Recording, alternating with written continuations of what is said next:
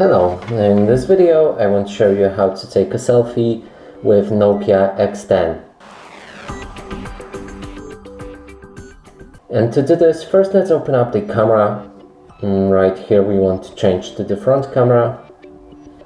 Now make sure that the camera catches your entire face, and in this case the camera actually takes a bit of the photo. So let's try it that way. And then simply click on the shutter.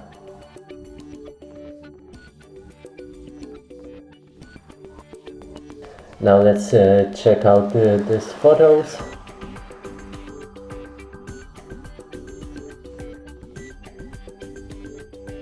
And that's it for this video. Hope you like it. Please consider subscribing to our channel, leave a like and a comment below.